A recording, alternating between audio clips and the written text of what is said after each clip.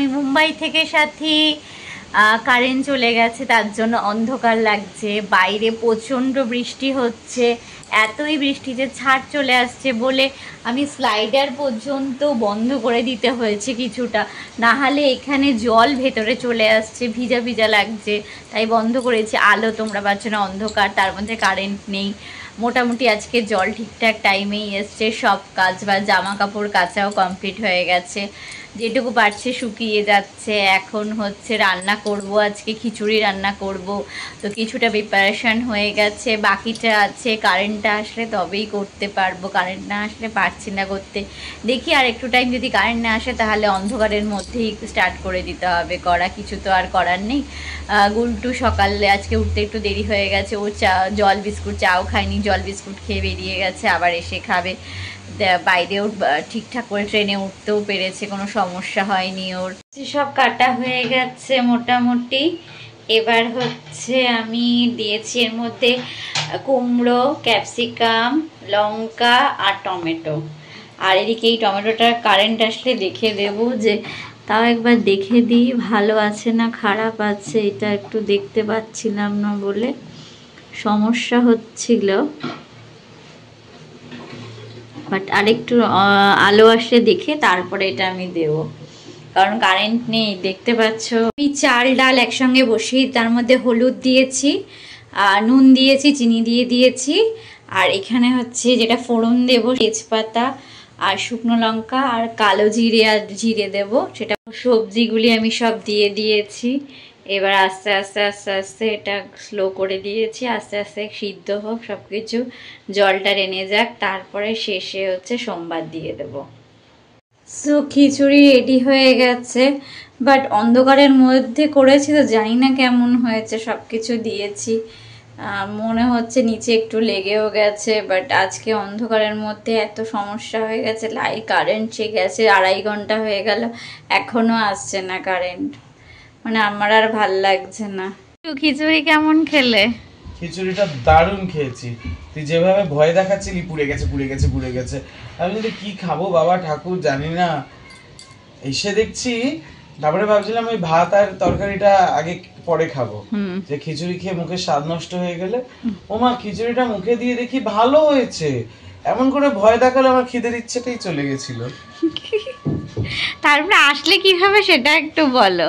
আর আসলাম, ট্রেনটা ভাইন্দারে এসে দাঁড়িয়ে রয়েছে, একবার বললো এটা ইয়ার্ডে যাবে বলে সবাই ট্রেন থেকে নেমে গেল, নেমে গিয়ে প্ল্যাটফর্মে ইতস্তত বিক্ষিপ্ত ঘুরছে, হঠাৎ বলে এই ট্রেনটা যাবে উঠে আসুন, উঠে পড়লো, তারপরে ওটা বিরাট যাবে, কি অবস্থা। তো একটুখানি ঘুমিয়ে পড়েছিলাম, ঘুম থেকে উঠে তারপরে আবার এই যে চা বানিয়েছি দুজনে মিলে, গুলটু এখানে মন দিয়ে বসে ফোন ঘাটছে আর আমি এদিকে চা বানিয়ে দিলাম। চা আর এটা কি একটা এনেছে ছাতার মাথা খেতে, কেমন খেতে আমি যাই না, আমাকে বলছে খেয়ে দেয়, বাট আমার ভাল লাগছে না শরীরটা একদমই, তাই আমি এখন খাবো না, আমি ওটা পরে খাবো, যেদিনকে যখন মুড ভালো থাকবে তখন খাবো। আমরা এখন বেরিয়েছি একটুখানি হাঁটতে বর্ষার মধ্যে, এলাম এখানে জল,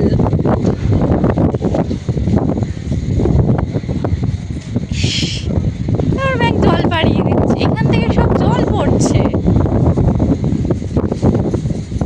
আগে আগে হাঁটছে, বেশি হুব্বা। এই যে দেখো এখানে পেছনে গণেশ পুজোর প্যান্ডেলে গাড়ি রাখা হচ্ছে। তোর আগে আগে হাঁটবো নাকি তোর পদে পদে হাঁটবো?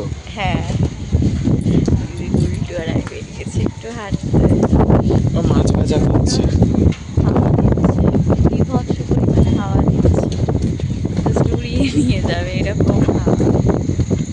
এটা হচ্ছে আমাদের ফ্ল্যাটের গার্ডেন এরিয়া, দেখতে পাচ্ছ বাচ্চারা এখানে খেলে, এখানে একটা মন্দিরও আছে, আর এটা আমাদের বিল্ডিং, সেটা দেখালাম না বেশি একটা। এখান থেকে এন্ট্রান্স উঠে গুলটু ওদিকে গেছে, ওই যে দূরে দূরে দেখতে পাচ্ছ, ওদিকে মরানিদি আর পার্থদার বাড়ি, অর্জুনদার বাড়ি, পিকুর বাড়ি, এখান থেকে সব দেখা যাচ্ছে। তো তোমরা দেখতে পাচ্ছ এটা আমাদের মন্দির, ঠিক আছে। আমি বেশি একটা, এখানে তুলসী মন্দিরও আছে একটা ছোট্ট করে, তো এটা হচ্ছে এই রাধা কৃষ্ণর মন্দির, তারা জুম করে দেখায়।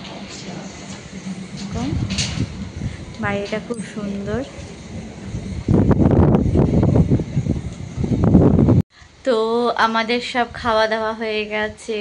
আবার যেহেতু এত হাওয়া দিয়েছে, গলাটা আবার ব্যথা ব্যথা হচ্ছে, ঠান্ডা কান দিয়ে ঢুকে। তো আজকের ভিডিও এখানেই শেষ করছি। Tata, good night. যদি আমার ভিডিও ভালো লেগে থাকে তাহলে লাইক অ্যান্ড সাবস্ক্রাইব অবশ্যই করবে। বেল আইকনটা কিন্তু টিপতে ভুলো না।